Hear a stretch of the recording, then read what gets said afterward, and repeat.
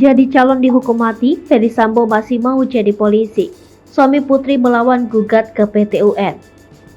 Ferdy Sambo kini menjadi calon dihukum mati usai dikenakan pasal 340 KUHP dalam kasus pembunuhan Brigadir J. Selain itu, Ferdy Sambo sudah dipecat dari Polri. Tapi, Ferdy Sambo nyatanya masih ingin menjadi bagian dari polisi.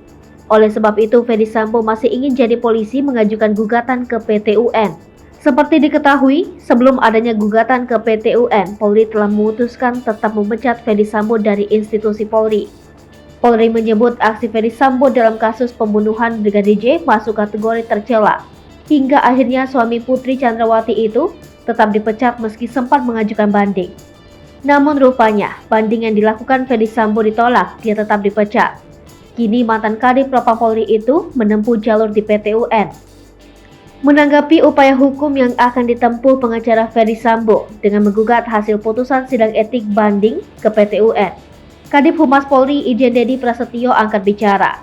Dedi mengatakan Polri siap menghadapi kemungkinan gugatan hasil putusan sidang etik banding yang menolak permohonan banding para pelanggar dengan sanksi pemecatan dari kepolisian, salah satunya Ferdy Sambo.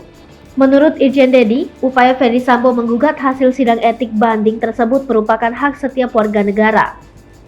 Jenderal Bintang 2 itu menekankan bahwa hasil putusan sidang KKEP banding yang menolak permohonan banding Ferdy Sambo sudah final dan mengikat.